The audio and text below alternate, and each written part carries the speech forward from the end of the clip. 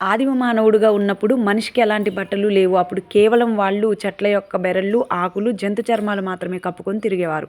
ఆ తర్వాత నాగరికత ఎప్పుడైతే వృద్ధి చెందిందో ఆ పరిణామ క్రమంలో మాత్రమే బట్టలు అంటే ఆడవాళ్ళు ఎలాంటి బట్టలు కట్టుకోవాలి, మగవాళ్ళు ఎలాంటి బట్టలు కట్టుకోవాలి అని చెప్పేసి సివిలైజేషన్ తర్వాత ఈ ఆడ మగ బట్టల యొక్క వేరియేషన్స్ అనేవి తెలిసాయి.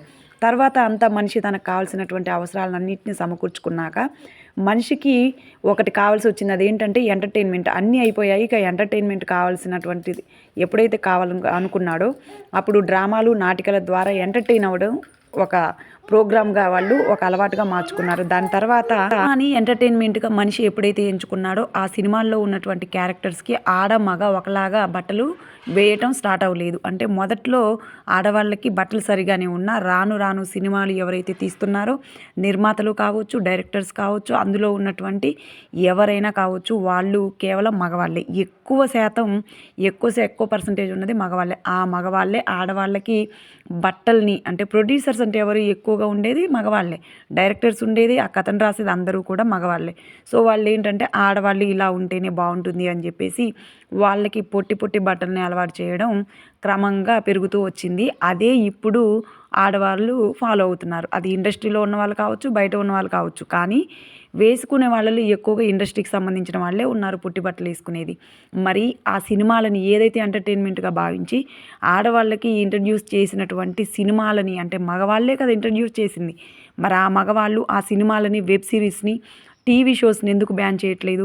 ఎందుకనంటే ఇవన్నీ పెద్ద పెద్ద వాళ్ళకి చెందినవి. ఇవన్నీ పెద్ద పెద్దగా అంటే మనం మామూలుగా మైకుల్లో మాట్లాడి, ఫోన్లలో మాట్లాడి, వీడియోలు అప్లోడ్ చేస్తే ఎవరు వీటిని పట్టించుకోరు, వీళ్ళని పట్టించుకునే వాళ్ళు ఉండరు. కేవలం ఆడవాళ్ళపైన, ఎందుకంటే వీళ్ళేమి ఎక్కువగా మాట్లాడలేరు కాబట్టి, మళ్ళీ అందులో ఆడవాళ్ళని విమర్శించేటటువంటి పరిస్థితి ఉంది కాబట్టి వీళ్ళందరూ అంటే ఫోన్ల ముందుకొచ్చి లేదా ఫోన్లలో వీడియోలు తీసి లేదా సోషల్ మీడియా ముందుకొచ్చి ఆడవాళ్ళు ఇలా ఉండాలి, అలా ఉండాలి అని చెప్పేసి ఇలా మాట్లాడుతూ ఉన్నారు. అదే సినిమాని బ్యాన్ చేయమని ఎందుకు ఎవరు అంత గట్టిగా తమ వాయిస్ని వినిపించరు?